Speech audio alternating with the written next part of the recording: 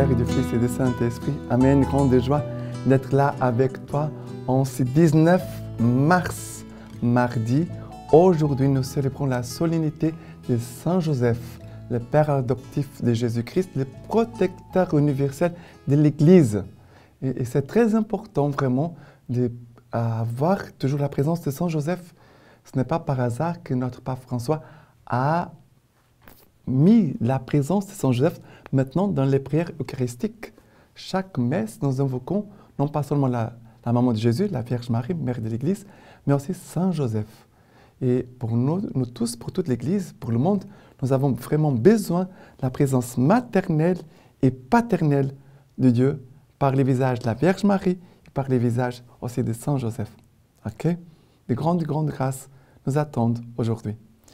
Et la première lecture d'aujourd'hui, c'est 2 Samuel, chapitre 7, à partir du verset 4. Mais cette même nuit, la parole du Seigneur fut adressée à Nathan en ces termes. « Va dire à mon serviteur David, ainsi parle le Seigneur. Et c'est toi qui me construiras une maison pour que j'y habite ?» Après le verset 12. « Et quand tes jours seront accomplis et que tu seras couché avec tes pères, j'élèverai ta descendance après toi, celui qui sera issu de tes entrailles, et j'affermirai sa royauté. C'est lui qui bâtira une maison pour mon nom, et j'affermirai pour toujours son trône royal. Je serai pour lui un père, il sera pour moi un fils. » Après le verset 16. « Ta maison et ta royauté subsisteront à jamais devant toi, ton trône sera affermi à jamais. » Ici, nous parle bien sûr du Messie, de cette descendance de David. Ici, nous parle vraiment, David voulait bâtir une maison pour Dieu et Dieu lui dit, ce n'est pas toi, mais c'est moi qui bâtirai une maison pour toi. Mais, et le Seigneur lui dit, il dit, tu seras couché avec tes pères. J'élèverai ta descendance après toi, c'est lui qui sera issu de tes entrailles, et j'affirmerai sa royauté. Jésus-Christ, c'est lui qui viendra comme roi et Messie et sauveur d'Israël. Mais Saint Joseph sera aussi ce trône où Jésus va s'asseoir sur les genoux de Saint Joseph. La noblesse, la grandeur de Saint Joseph que Dieu a choisi comme père adoptif de Jésus-Christ, qui est devenu le visage de le Père pour Jésus. Et c'est sur cette terre. C'est magnifique. Maintenant, le psaume d'aujourd'hui, c'est le psaume 88, que nous dit ceci. « L'amour du Seigneur, à jamais je le chante. D'âge en âge, ma parole prononce ta vérité. Car tu as dit, l'amour est bâti à jamais. Les cieux te font d'honneur ta vérité. J'ai fait une alliance avec mon élu. J'ai juré à David, mon serviteur. À tout jamais, j'ai fondé ta lignée. Je t'ai bâti d'âge en âge un trône. » Après le verset 27. « Il m'appellera, toi mon Père, mon Dieu, et le rocher de mon salut, si bien que j'en ferai l'aîné, les Très-Hauts sur les rois de la terre. À jamais, je lui garde mon amour. Mon alliance est pour lui véridique. » Alors, ici, bien sûr, nous parle de l'élection de Jésus-Christ, mais Jésus, pour venir sur cette terre, doit avoir une famille. Alors, cette alliance, cette élection passe aussi par Joseph. Joseph a gardé l'alliance. Joseph a gardé la parole. Joseph a été aussi choisi par Dieu. Il a été élu.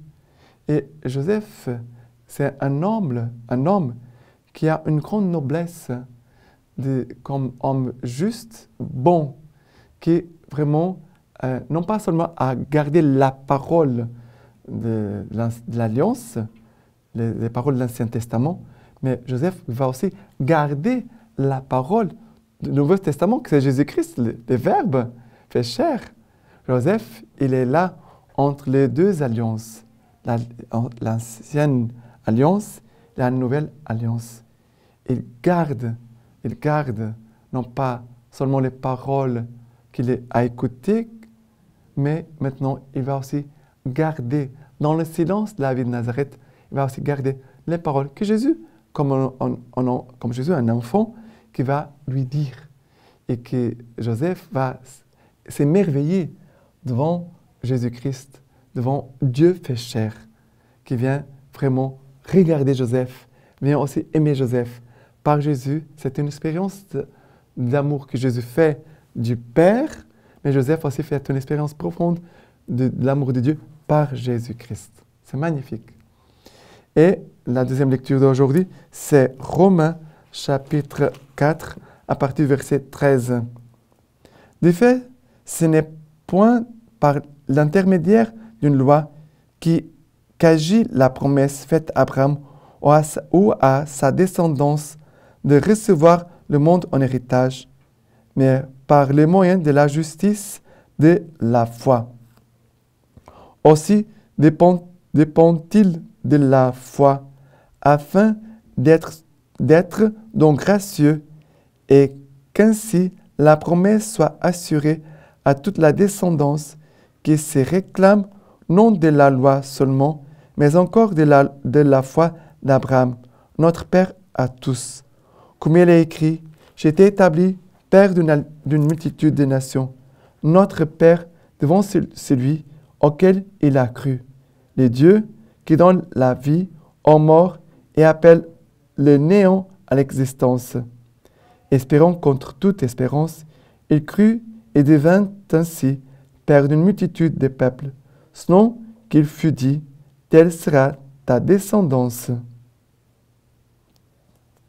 Après le verset 22, voilà pourquoi c'est lui fut compté comme justice.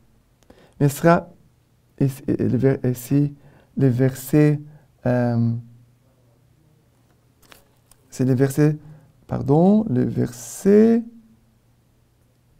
je crois que c'est le verset 17, qui dit, il est écrit, j'ai été établi Père d'une multitude de nations. Et vraiment, Saint Joseph, il a un rôle très important comme Père d'une multitude de nations. Et il est le protecteur de l'Église universelle, il est le protecteur de la Sainte Famille, il va être aussi le protecteur de toutes nos vies, de nos vocations. Saint Joseph, nous devons invoquer Saint Joseph comme protecteur de l'Église, mais aussi de chacune de nos vies, chacune de nos vocations. Et on appelle Joseph aussi le terreur des démons.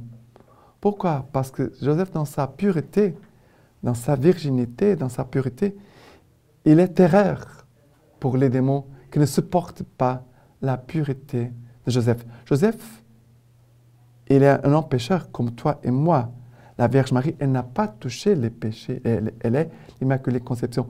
Mais Joseph a su garder une telle pureté dans son corps, dans son âme, dans son être, dans tout ce qu'il est devenu terreur des démons. Et aussi Père d'une multitude. Ça veut dire que toutes les nations, tous les hommes ont besoin de la paternité de Dieu qui passe par Joseph. La paternité de Dieu passe aussi par Saint Joseph. Nous devons demander beaucoup cette grâce de paternité pour toutes les âmes, car cette grâce de paternité va guérir les cœurs qui n'ont pas de père ou qui ont fait une mauvaise expérience de paternité ou qui n'ont pas même connu un père. Et Saint Joseph aussi comme père donne comme pilier, il peut aider les âmes à avoir la force, à se structurer, à grandir. Joseph communique la confiance et confirme aussi les enfants comme un papa. Nous tous, nous avons besoin de la paternité de Joseph qui vient aujourd'hui aussi pour guérir beaucoup de cœurs et aussi fortifier les cœurs et les encourager dans le chemin à la suite de Jésus-Christ. D'accord? Et maintenant, l'évangile d'aujourd'hui, c'est Matthieu chapitre 1, à partir du verset 16. Jacob engendra Joseph, l'époux de Marie, de laquelle naquit Jésus, que l'on appelle Christ. Or, telle fut la genèse de Jésus-Christ. Marie, sa mère, était fiancée à Joseph. Or, avant qu'ils eussent mené vie commune, elle se trouva enceinte par l'effet de l'Esprit Saint. Joseph, son mari, qui était un homme juste et ne voulait pas la dénoncer publiquement, résolut de la répudier sans bruit. Alors qu'il avait formé ses desseins, voici que l'ange du Seigneur lui apparut en songe et lui dit, « Joseph, fils de David, ne crains pas de prendre chez toi Marie, ta femme, car ce qui a été engendré en elle vient de l'Esprit Saint. Elle enfantera un fils, et tu l'appelleras du nom de Jésus, car c'est lui qui sauvera son peuple de ses péchés. » Et après le verset 24. Une fois réveillé, Joseph fit comme l'ange du Seigneur lui avait prescrit. Alors, ici Joseph, un homme qui est juste, un homme qui obéit à Dieu. Et devant un moment, on pourrait dire, Joseph a vécu un moment de confusion.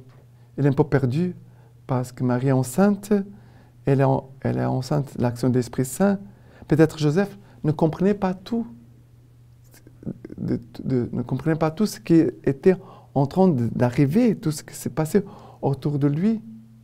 Mais une chose c'est sûre, Joseph dans son cœur disait Seigneur, je veux faire ta volonté, Seigneur, je veux faire ta volonté, Seigneur, je veux faire ta volonté. Parce que si nous voyons Joseph qui obéit tout de suite et se réveilla, il fit comme l'ange du Seigneur lui avait prescrit. Ça veut dire qu'il n'a pas discuté, mais on va parler bien, on va voir si ça va marcher bien ou pas, ça vaut la peine. Alors j'ai quelque chose, une condition à poser. Non, tout de suite, il va accomplir. Qu'est-ce qui habitait le cœur de Joseph? Une écoute profonde de Dieu, une obéissance radicale à Dieu. C'est cela qui habitait dans le cœur de Joseph. Et c'est cette force que Joseph veut communiquer aussi aux âmes, à toutes nos vocations. Il veut communiquer cette force pour pouvoir être docile à l'action de l'Esprit Saint. Joseph est un homme docile à l'action de l'Esprit Saint. Et l'Esprit Saint passe par Joseph, passe par la Vierge Marie. Et voilà, et quand l'Esprit Saint fait son travail, son œuvre, au long de toute l'histoire de l'Église, jusqu'à toi et moi aujourd'hui. Que nous soyons dociles à l'Esprit Saint comme Joseph, que nous soyons confiants comme Joseph, que nous soyons obéissants comme Joseph, et que nous puissions aussi accueillir toutes les grâces de la providence de Dieu qui passe par Saint Joseph. Saint Joseph, il est le Père de la providence. Et ça veut dire que nous devons confier à Joseph tous nos besoins matériels et spirituels. D'accord? Et la lecture patristique d'aujourd'hui, sermon de Saint Bernardin de Sienne. Le Père éternel l'a choisi pour être le nourricier et le gardien fidèle de ses principaux trésors, c'est-à-dire de son fils et de son épouse, fonction qu'il a remplie très fidèlement. C'est pourquoi le Seigneur a dit, « Bon et fidèle serviteur, entre dans la joie de ton maître. » Maintenant, je vous laisse la bénédiction par les mains toutes pures de la Vierge Marie. Dieu Tout-Puissant vous bénisse et vous garde, le Père, le Fils et le Saint-Esprit. Amen.